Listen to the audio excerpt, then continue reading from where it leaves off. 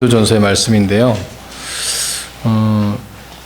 사실 이거 어느 장을 이렇게 해서 말씀 증거를 해야 될까 이렇게 고민했는데 어느 것 하나를 잡아도 다 하나로 연결되는 그런 말씀이었습니다. 그래서 일단은 오늘은 12장 말씀을 전체를 다 놓고 보고 그 안에서 정말 하나님께서 무엇을 말씀하시는 건지 찾아봤으면 좋겠습니다.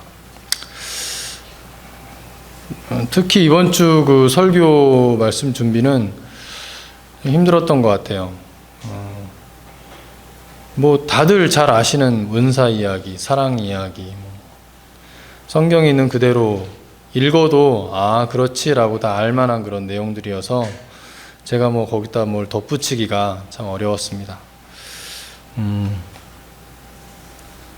더군다나 그 고린도전서 하면 가장 많이 떠오르는 장이 몇 장입니까?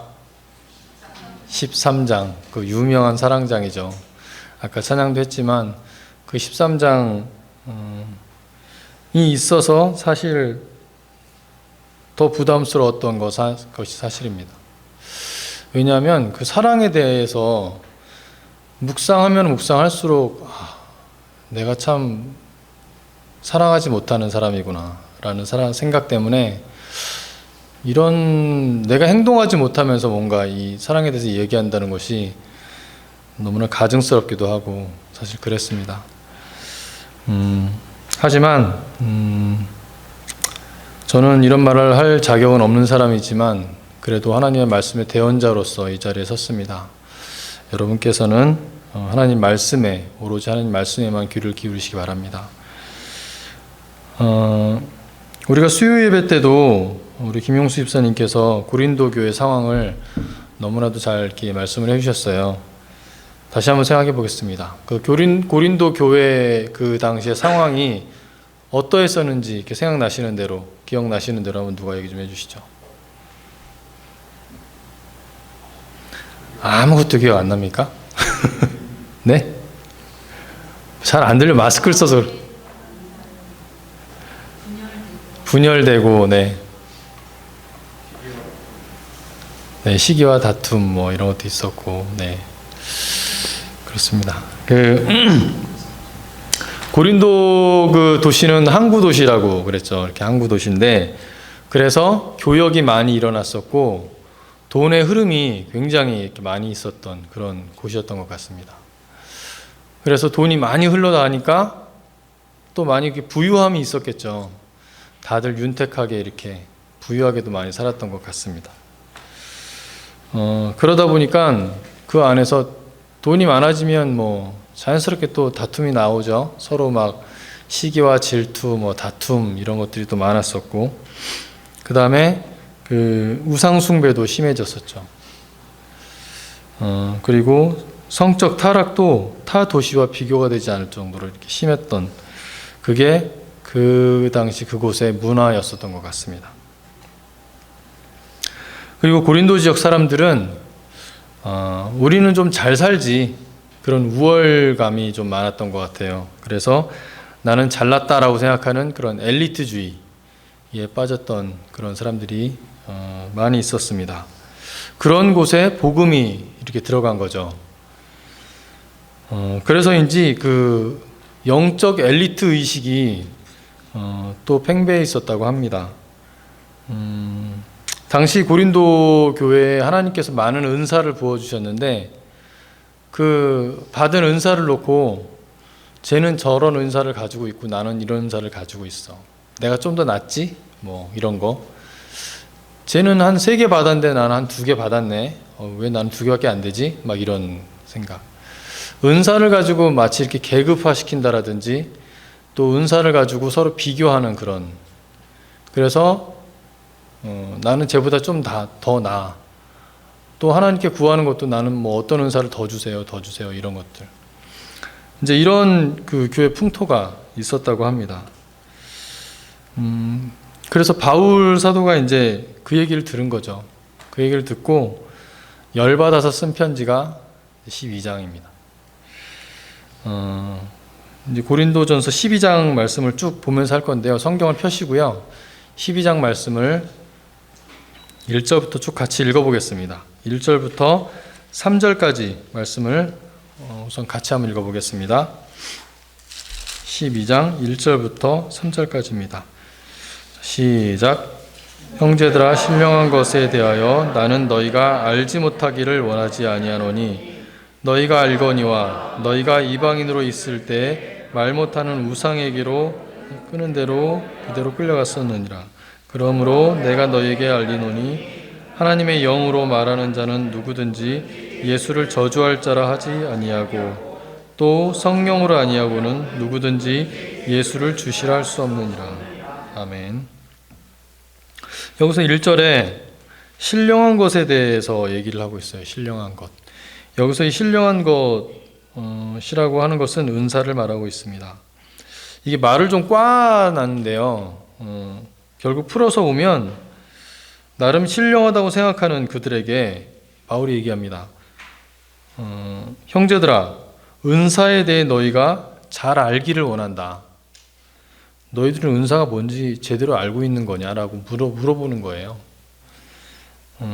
근데 너희가 신령한 것에 대하여 나는 너희가 알지 못하기를 원하지 아니하노니 이렇게 좀 꽈놨어요. 근데 그만큼 바울이 조심스럽게 얘기했었나라는 생각도 해봅니다. 아니면 한글로 번역하면서 이렇게 된 건지는 모르겠는데요. 어쨌든 이거를 풀어서 얘기한다면 은사가 무엇인지 너희들은 제대로 알고 있느냐라고 하는 것이에요. 앞에서 우리가 고린도 교회의 그런 상황들, 그곳의 현황들을 우리가 얘기를 했었는데 은사 우월주의 이런 것들에 대해서도 같이 나눴었죠. 그 문제를 이야기하고 있습니다. 2절에서는 이제 고린도 교인들의 근본을 이야기합니다. 너희가 이방인으로 있을 때라고 얘기하고 있어요. 처음부터 그리스도인이 아니었었고 처음부터 그런 많은 은사를 너희들이 받은 것이 아니라는 거죠. 이방인으로 있을 때 그때는 말도 못하는 이상한 우상들한테 끌려다니기도 했던 형편없는 너희들이 아니었었느냐라는 걸 다시 생각나게 하는 거죠. 그런 너희들이었는데 선물로 은사를 많이 받은 거야. 그 근본을 잊어버리고 그 은사에 대해서 비교하고 비판하며 그렇게 살아가는 것은 말이 안 된다라고 바울은 얘기하고 싶었던 것입니다. 그걸 처음부터 바로 이렇게 단도직입적으로 은사에 대한 이야기를 시작을 한 겁니다. 바울의 답답함이 좀 이렇게 느껴지시는지 모르겠습니다.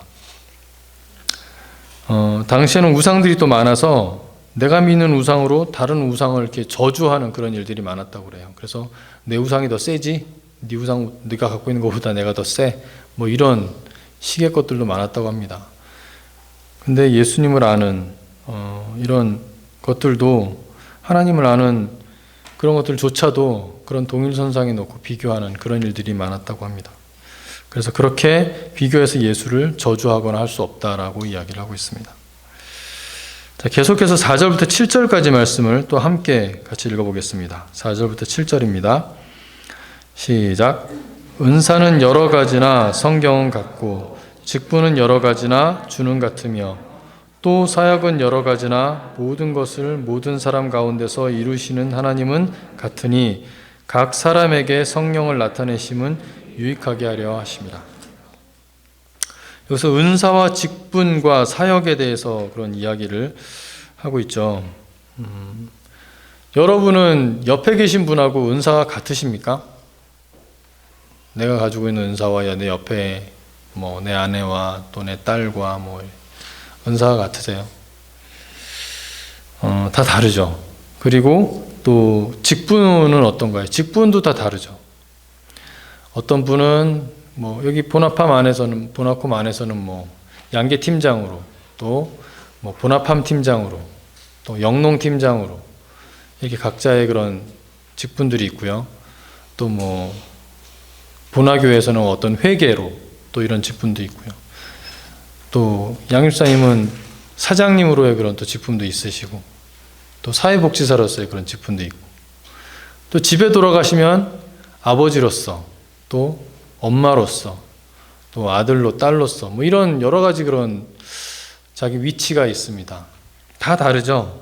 굉장히 다양합니다. 사역은 또 어떤가요? 각자의 위치에서 하고 있는 일들이 다 다르죠. 사역도 다양합니다. 네, 하지만 이 모든 것은 결국 하나로 연결된다고 말씀하고 있습니다.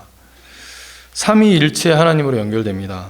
4절에 보면 은사는 여러 가지나 성령은 같고 성령 하나님, 5절에 직분은 여러 가지나 주는 같으며 성자 하나님, 또 사역은 여러 가지나 모든 것을 모든 사람 가운데 이루시는 성부 하나님은 같다.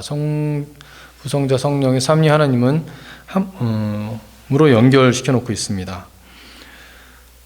이 모든 것의 그 목적은 무엇입니까?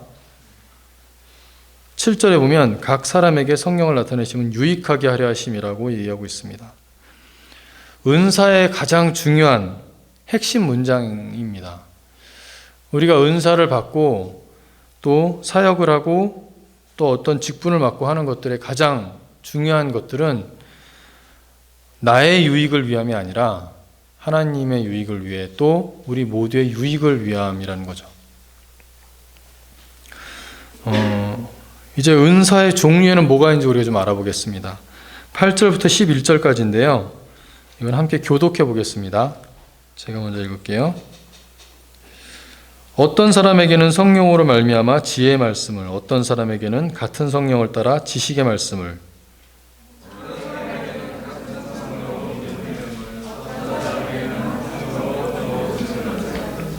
어떤 사람에게는 능력 행함을, 어떤 사람에게는 예언함을, 어떤 사람에게는 영들 분별함을, 다른 사람에게는 각종 방언 말함을, 어떤 사람에게는 방언을 통역함을 주시나니,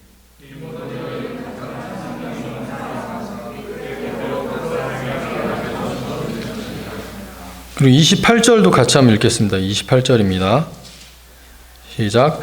하나님이 교회 중에 몇을 세우셨으니 첫째는 사도요, 둘째는 선지자요, 셋째는 교사요, 그 다음은 능력을 행하는 자요, 그 다음은 병 고치는 은사와 서로 돕는 것과 다스리는 것과 각종 방언을 말하는 것이라. 네, 각종 은사에 대해서 이렇게 이야기를 하고 있습니다. 나는 어떤 은사가 있는지, 또는 내 옆에 계신 분은 어떤 은사가 있는지 한번 이렇게 생각해 보면서 같이 이야기를 나눴으면 좋겠습니다. 어떤 사람에게는 성령으로 말미암아 지혜의 말씀을 라고 얘기하고 있어요. 지혜의 말씀. 여기서 지혜의 말씀은 말을 잘하는 것, 말하는 그런 능력, 이걸 얘기하고 있는데요. 그냥 이게 주저리주저리 말만 많은 그런 걸 얘기하는 게 아니에요. 적절하게 그때그때 올바른 단어를 사용해서 사람을 위로하고 격려하고 하는 그런 능력이 있는 그런 은사를 말하고 있습니다. 혹시 여기 해당되는 분 계십니까? 이 은사는 저요 이게 아니에요. 다른 사람이 얘기해 줘야 돼요. 당신은 이런 은사가 있어요 라고 얘기해 주는 게 맞습니다. 저요 하고 제가 이런 은사가 있어요 라고 얘기하는 게 아니고요. 네, 혹시 이런 그 지혜의 말씀에 은사가 있다라고 생각되시는 분 계세요? 경민 형제님이요. 네. 네, 또 다음 볼까요? 지식의 말씀. 또 지식의 말씀은 지혜의 말씀과 비슷한 듯합니다. 하지만 이 지식의 말씀은 가르치는 논리력을 이야기합니다. 어떤 사실에 대해서 논리적으로 잘 이해되도록 이야기할 줄 아는 그런 능력. 어떤 사람이 이렇게 같은 걸 설명하더라도 누가 설명할 때는 굉장히 귀에 쏙쏙 잘 들어오게 설명을 하죠. 그런 은사입니다. 누구 생각나는 사람 있어요?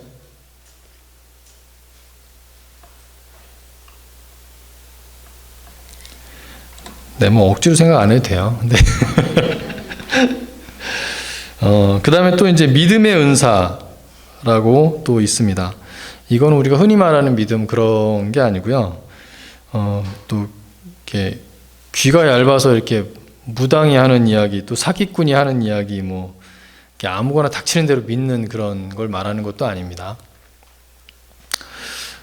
그 사람을 있는 그대로 이렇게 믿어주고 받아줄 수 있는 넉넉함을 가진 그런 게 이제 믿음의 은사라고 합니다. 그래서 그 사람은 이렇게 잘 들어주고 믿어주고, 그래서 그 사람으로 인해서 격려가 되고 위로가 되고, 이런 능력이 있는 사람인 거예요. 내 옆에 이런 사람이 있으면 참 좋겠죠. 네. 이런 은사가 있고, 또 그다음에 또 병 고치는 은사가 있습니다. 이 병 고치는 은사는 굉장히 다양한 형태로 나타납니다. 예수님 같은 경우도 병 고치실 때 뭐 계속 손을 대고 병을 고치시지 않으셨죠. 어쩔 때는 뭐 정말 침을 뱉어서 병을 고치기도 하시고, 손을 얹어서 고치기도 하시고, 전혀 보지도 않고 말씀으로만 또 고치기도 하시고, 그런 여러 가지 형태로 이렇게 고치셨습니다. 그래서 병 고치는 은사는 굉장히 여러 형태로 나타날 수 있습니다. 또 능력 행함도 여러 가지가 있죠. 뭐 요리를 잘하는 것도, 뭐 음악을 잘하는 것도, 그림을 잘 그리는 것, 뭐 이외에도 많은 능력들이 있습니다. 또 예언함의 은사라고 있는데, 여기서 예언함의 은사라는 거는 이것도 우리가 흔히 알고 있는 그런 뭐 앞일을 예언해서 뭐 내일은 뭐가 어떻게 될 거야 라고 뭐 얘기하는 그런 게 아니라, 하나님의 말씀을 잘 풀어서 설교하는 그런 은사를 말한다고 합니다. 또 어떤 사람은 그 예언하는 사람의 영을 분별하는 그런 은사도 있습니다. 저 사람이 하나님의 영으로 이야기를 하는 건지 사단의 영으로 이야기를 하는 건지를 분별해낼 줄 아는 그런 은사를 가진 사람, 또 그것을 해석하는 사람, 그리고 방언하는 것도 은사라고 합니다. 또 그것을 해석하는, 방언을 해석하는 그런 은사가 또 있습니다. 여러분들은 방언 받으셨나요? 방언을 많이들 받으셨죠? 네. 안 받으셨어요. 전 생각나는 게, 다들 뭐 경험하셨겠지만, 저는 방언을 아직 방언을 못 합니다. 근데 막 이렇게 그때 대학부 다닐 때인가요? 중고등부 다닐 때인가 이렇게 방언하라 시킨다고 뭐 랄랄라를 어떻게 해봐라 막 계속 하라는 거예요. 하고 옆에서 권사님이 막 등을 두드리면서 막 조금만 더 하면 돼, 조금만 더 하면 돼, 조금만 더 뭐가 어떻게 된다는 건지 아이가 막 그냥 그때 한참을 맞았는데 뭐 그랬던 기억도 있습니다. 근데 그런 일이 흔했었어요.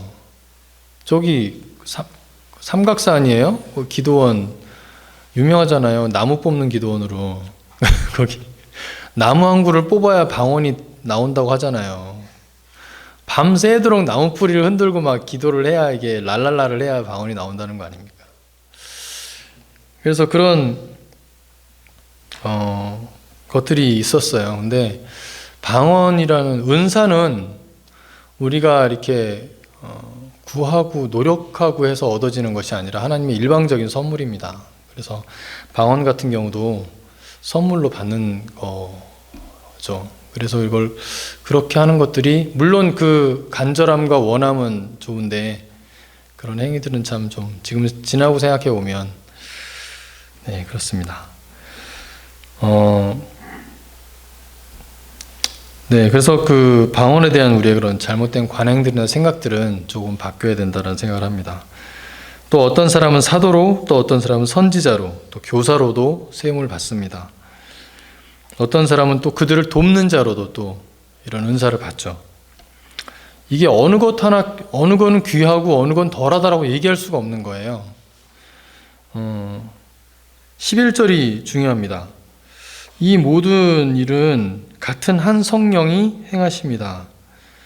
아까 그 은사, 직분, 사역은 다양하지만 그것을 아우르고 있는 분이 하나님이라고 했었는데, 그분의 뜻대로 행하시는 거고 그분께서 각 사람에게 나눠주시는 겁니다. 내 노력으로, 내 성실함으로 얻어지는 게 아닙니다. 그래서 내 뜻대로, 내 유익을 위해서 구해서도 안 되고 그렇게 사용돼서도 안 된다는 겁니다. 어떤 사람이 치유의 은사를 받았어요. 그래가지고 신유 집회 같은 거 이렇게 하죠. 처음에는 그거를 좋은 목적으로 잘 사용했겠죠.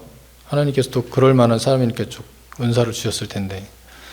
근데 하다가 보니 누가 고맙다고 돈을 이렇게 주기 시작했어요. 돈을 받고 하다 보니까 점점 욕심이 생기는 거죠. 그래서 누가 이제 헌금을 하고 하면 정성을 좀 많이 보여야 빨리 납니다라든지 이 정도 가지고는 하나님께서 움직이지 않아요 라든지 이런 식의 표현이 이제 나오기 시작하는 겁니다. 이게 돈벌이로 사용이 되고 아까도 말씀드렸지만 유익을 끼치는 것이 아니라 다른 용도로 활용됐을 때 그 은사는 언제든지 걷어가실 수가 있습니다. 주신 분이 하나님이시고 걷어가실 분도 하나님이신 거예요. 그리고 또 그 은사는 우리의 판단의 대상이 되어서도 안 됩니다. 나는 이런 은사가 있고 저 사람은 저런 은사가 있는데 저 사람이 더 좋아 보이거나 그래가지고 막 그걸 시기한다든지 질투한다든지 이런 것들도 사실은 그런 말이 안 되는 거죠. 우리가 어떤 은사를 가지고 있는지 잠깐 몇 분만 좀 이렇게 살펴보도록 하겠습니다. 우리 양 집사님은 어떤 은사를 가지고 계신가요? 우리 주변 분들이 한번 얘기해 주시죠. 그냥 보시게 뜸에 그것도 치유하는 은사죠. 네. 매 주일날 오셔가지고 치료하시느라 가지고 바쁘십니다. 네. 그런 은사도 있으시고 또 우리 자녀분들도 얘기해 보세요. 우리 아버지는 이런 은사가 있으세요. 네? 베푸는 은사. 네. 베푸는 은사도 있으시고. 저는 그 지식의 말씀의 은사도 있으시다고 생각을 했어요. 논리적으로 얘기하는 걸 참 좋아하시고 또 얘기하다 보면 막 빨려 들어가는 듯한 그런 느낌도 받아요. 그래서 참 말씀을 정말 잘하신다. 그런 지식의 말씀의 그런 은사도 있으시지 않나라는 생각을 했습니다. 네, 이렇게 본인의 은사를 알고 있는 것도 중요하고요. 또 주변에서 이렇게 얘기해 주는 것도 참 중요한 것 같아요. 그러면 우리 오이숙 집사님은 어떤 은사가 있을까요? 우리 민지가 생각할 때는 믿음의 은사. 네. 바로 나오잖아요, 바로. 네.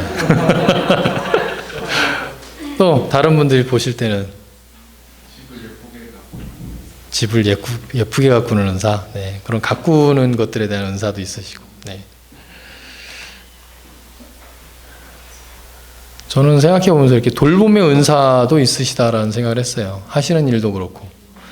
이렇게 또 강아지를 돌보는 것들도 그렇고 이렇게 여러 가지를 돌보고 하시는 것들을 굉장히 재밌어 하시고 잘 하시는 것 같아요.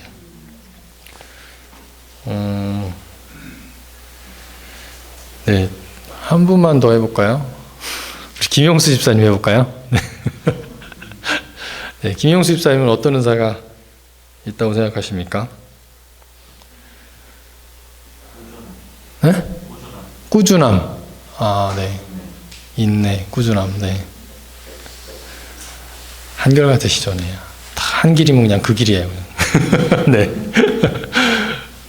또, 어떤 은사가 있으신 것 같으세요? 말씀. 네, 저도 예언의 은사 쪽 보면서 생각이 들었었어요. 저는 김용수 집사님 말씀 전하실 때, 정말 너무 그 깊이에 감탄을 합니다. 정말 하나님께서 이렇게 말씀해 주신다라는 것 때문에 참 위로를 많이 받는데 그런 예언의 은사. 또 다른 네, 이 정도 하겠습니다. 각자 이렇게 내 옆에 있는 사람들의 은사에 대해서 한 번쯤 이렇게 집에 가셔서 한번 얘기를 해보세요.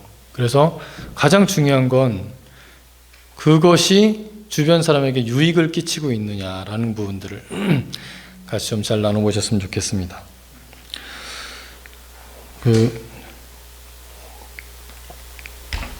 어제 시골빵집이 문을 열었죠. 네. 어제 시골빵집이 대원리에 문을 열었습니다. 그래서 이거 또 일주일에 한 번씩 열릴 걸로 지금 계획은 돼 있지만 네, 열어봐야 또 여는 거죠. 네, 어쨌든 네, 참 좋았어요. 정말 모처럼 이렇게 같이 모여서 앉아서 정말 아까 대표님 얘기해 주신 것처럼 얘기할 수 있는 공간, 뭐 그런 공간으로 쓰였다는 게 참 너무 좋았습니다. 맛있는 빵도 또 음료도 이렇게 같이 있었습니다. 만약 그거를 우리 영란자매님뿐만 아니라 저도 할 줄 알고 뭐 누구나 다 할 줄 안다면 그런 빵집에 그런 의미가 있을까요? 나도 빵 만들고 할 줄 알고 나도 뭐 그렇게 맛있는 차 만들 줄 알고 하면은 사실 그런 빵집은 큰 의미가 없어요. 우리 예배당에 등이 몇 개인가 제가 한번 세봤어요. 한 38개 정도 되더라고요. 근데 우리가 모여있는 우리 예배 인원이 한 50명이라 치면 우리가 50명 모였으니까 등이 50개 있어야 돼 라고 생각을 합니까? 그냥 이 정도 밝기도 괜찮죠. 더 밝아야 되면 뭐 등을 몇 개 더 달겠지만 네, 꼭 내가 등을 하나씩 가지고 있어야 되라고 우리가 여기진 않아요. 우리 보나교회에는 회계가 있습니다. 돈, 현금을 관리하는 그런 회계가 있어요. 한 분이 계십니다. 헌금 관리를 모두가 다 해야 될까요? 뭐 헌금 오는 거 나도 보고 나도 봐야 되겠어. 그래가지고 다 모두가 나는 회계야. 그렇게 할 필요도 없고 그렇게 할 수도 없어요. 그렇죠? 제가 왜 이런 말씀을 드리냐면 은사가 이런 거라는 거죠. 하나님께서 은사를 주실 때는 그냥 그 필요에 맞게 적당하게 전등 개수가 30개면 돼. 그래서 30개를 주시고 그 다음 뭐 회계는 한 명이면 돼. 그런 식으로 세운다는 거죠. 뭐 저 사람이 빵 만들 줄 아니까 나도 하고 싶어 해가지고 나도 막 뭐 그렇게 잘하는 은사를 주세요. 뭘 잘하는 은사를 주세요. 이렇게 구하는 것들이 바르지 않다라는 거예요. 은사에 대한 그런 시기와 부러움은 잘 생각해 보면 이게 모두의 유익을 위함이 아니라 나 자신을 위한 욕심 때문에 그런 것을 구하는 것이 아닌가라는 것들입니다. 네. 계속해서 이제 12장의 12절, 13절 말씀을 함께 읽어보겠습니다. 12절, 13절 말씀입니다. 시작. 몸은 하나인데 많은 지체가 있고 몸의 지체가 많으나 한 몸인과 같이 그리스도도 그러하니라. 우리가 유대인이나 헬라인이나 종이나 자유인이나 다 한 성령으로 세례를 받아 한 몸이 되었고 또 다 한 성령을 마시게 하였느니라. 아멘. 여기 참 놀라운 사실이 있습니다. 한 몸에 여러 기관이 붙어 있는 거는 뭐 다 아시겠죠. 그런데 유대인이나 헬라인이나 종이나 자유인이나 모두 동일한 성령으로 한 몸이 되었다. 이게 지금 우리가 읽어보면 사실은 뭐 그렇지라고 하지만 종과 이 유대인, 헬라인 이걸 하나의 그런 선에서 봤다라는 자체, 당시 로마의 문화 속에서 이런 표현이 정말 이거는 좀 혁신과 같은 그런 표현일 수도 있었겠다라는 생각을 합니다. 네, 우리가 지금 느끼는 흑인과 백인이 하나다라는 뭐 이런 느낌하고 또 굉장히 다른 것 같아요. 네, 계속해서 읽어보겠습니다. 14절부터 20절까지인데요. 같이 이건 교독을 해볼게요. 14절부터 20절까지 말씀입니다. 제가 먼저 읽겠습니다. 몸은 한 지체뿐만 아니요 여럿이니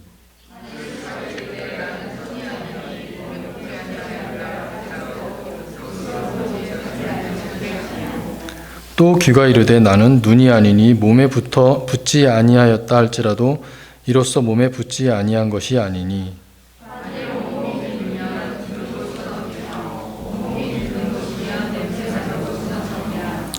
그러나 이제 하나님이 그 원하시는 대로 지체를 각각 몸에 두셨으니 이제 지체는 많으나 몸은 하나라. 아멘. 교회가 여러 지체로 구성이 되어 있지만 한 몸이 되었다라는 그런 설명입니다. 뭐 읽으시면서 다 아시겠죠? 그리고 각 역할을 이야기하고 있습니다. 손과 발과 귀, 눈, 코 여러 기관이 함께 붙어서 한 몸을 이루게 됩니다. 우리가 흔히 하는 질문이지만 왜 눈이 두 개입니까? 왜 코는 한 개일까요? 왜 손은 두 개고 여기 붙어 있죠? 이거 참 어리석은 질문이기도 한데 하나님 마음이죠.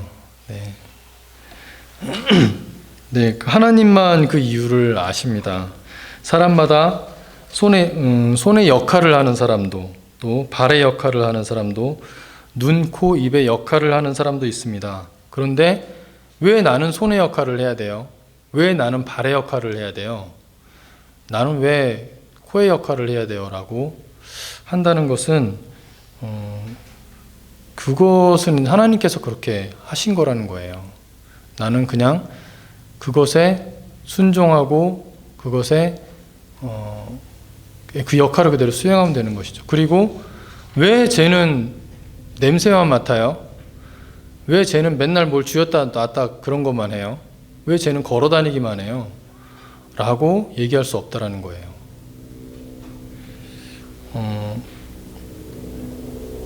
그리고 또 내 역할이 너무 작다고 나는 맨날 걸어 다니기만 하고 신발에 가려져서 보이지도 않는 그런 나의 역할은 그 정도밖에 안 돼 라고 나는 필요 없는 사람이야 라고 여기는 것도 굉장히 어리석다라는 거죠. 포도원에 아침에 9시부터 나가서 일해야 되는 사람이 있었고요. 12시부터 나와서 또 일해야 되는 사람이 있고 5시부터 나와서 일해야 되는 사람이 있는 거죠. 그 사람들에게 동일한 급여가 지급이 됐습니다. 이것에 대해서도 마찬가지인 것 같아요. 왜 저 사람은, 이거는 우리 인간적인 판단일 뿐인 거예요. 하나님께서는 그렇게 행하시는 겁니다. 그걸 비교하는 거는 우리의 어리석음이라고 생각합니다. 은사에 대해서도 내가 가지고 있는 은사, 달란트 이런 것들에 대해서 감사하고 또 그것을 그대로 작은 것일지라도 그것에 대해서 감사하고 그것을 실행해 나가는 그런 나의 삶, 내 옆에 더 많은 달란트와 은사를 가진 사람이 함께 있을지라도 그 사람은 그 사람대로, 나는 나대로, 이게 비교의 대상이 안 되었으면 좋겠는데 그게 참 우리가 힘들죠. 네, 이게 참 우리가 가지고 있는 그런 어리석음, 또 그런 죄악된 본성들인 것 같습니다. 21절부터 25절까지 말씀을 또 함께 읽어보겠습니다. 같이 한 목소리를 읽겠습니다. 21절부터 25절입니다. 시작. 눈이 손들어 내가 너를 쓸데없다 하거나 또한 머리가 발더러 내가 너를 쓸데없다 하지 못하리라. 그뿐 아니라 더 약하게 보이는 몸의 지체가 도리어 요긴하고 우리가 몸에 덜 귀히 여기는 그것들을 더욱 귀한 것들로 입혀주며 우리 아름답지 못한 지체는 더욱 아름다운 것을 얻느니라. 그런즉 우리의 아름다운 지체는 그럴 필요가 없느니라. 오직 하나님의 몸을 고르게 하여 부족한 지체에게 귀중함을 더하사 몸 가운데서 분쟁이 없고 오직 여러 지체가 서로같이 돌보게 하셨느니라. 네, 그냥 말씀 그대로입니다. 우리가 눈이 잘 안 보일 때 눈에 안경을 씌워주죠. 그러면 이렇게 잘 보이게 됩니다. 근데 손이 나도 안경 갖고 싶어. 그래가지고 손에다 안경을 씌워줬어요. 얘는 뭐가 됩니까? 그냥 얘는 불필요한 하나의 그냥 쓸데없는 물건밖에 안 되는 거예요. 24절에 아름다운 지체는 그럴 필요가 없다고 합니다. 부족한 지체에게 그 귀중함을 더하신다고 합니다. 나보다 저 사람이 더 가졌다고, 쟤는 안경 하나 더 썼어, 쟤는 뭐 신발을 하나 더 가졌어, 뭐 이렇다고 해서 그것들을 시기할 필요가 없다라는 겁니다. 어찌 보면 내가 더 아름다운 존재구나라고 생각할 수도 있는 것 같아요. 저 사람은 그게 부족했기 때문에 더 많은 거죠. 저 사람에게 어떤 꼭 물질이 아니더라도 무엇이 하나 더 있고 능력이 하나 더 있어. 저 사람은 힘이 좋아. 또는 뭐 운동을 잘해, 아니면은 뭐 어떤 지혜가 더 많어. 왜 나는 그게 없을까가 아니라 나는 그런 것을 갖지 않아도 하나님의 일을 충분히 할 수 있는 그런 아름다운 사람이구나라고 생각해 보는 건 어떨까, 그런 생각을 했습니다. 그렇게 상대적으로 비교하는 것이 아니라 내가 하나님 앞에서 내가 갖고 있는 달란트를 잘 활용해서 아름다운 사람이 되는 것, 그것이 우리가 생각해야 될 것이 아닌가, 그런 생각을 해봅니다. 누구나 소중하고 누구나 귀합니다. 이 손가락 중에 작은 새끼손가락도, 또 엄지손가락도, 어떤 손가락이라도, 또 보이지 않는 새끼발가락, 또 엄지발가락, 뭐 어떤 것 하나도 소중하지 않은 것이 없습니다. 우리 안에 그런 것으로 분쟁이 있다면 말씀대로 살지 못하고 있는 것입니다. 이것은 분쟁거리가 아니라 서로 돌봐줘야 할 것으로 여겨져야 합니다. 나는 이만큼 하는데 쟤는 도대체 뭐 하는 거야? 라고 생각한다면 물론 그 사람의 문제도 있겠지만 스스로를 돌아보는 그런 자세가 필요하다고 생각을 합니다. 26절 말씀을 제가 한번 읽어보겠습니다. 만일 한 지체가 고통을 받으면 모든 지체가 함께 고통을 받고 한 지체가 영광을 얻으면 모든 지체가 함께 즐거워하느니라. 아까 연희자매님 기도할 때도 말씀해 주셨는데 전 이 말씀이 진도가 나가질 않았어요. 딱 여기까지 오면서 그렇지 그래 하면서 이 말씀에서 제가 딱 멈춰서 한참을 있었어요. 이 말씀이 참 가슴 아프게 다가왔습니다. 내 옆에 지체가 힘들어하는데 내가 아파하고 있었나 라는 생각을 해봅니다. 저 사람이 저렇게 아파하는데 나는 그냥 강 건너 불구경하듯이 하고 있는, 나는 도대체 저 사람과 교회를 이루고 있는 사람일까라는 그런 생각들을 해봅니다. 우리의 몸은 우리가 위에 읽었던 말씀처럼 눈과 귀, 이 팔, 다리, 머리 각각의 역할을 가지고 한 몸을 이루고 있습니다.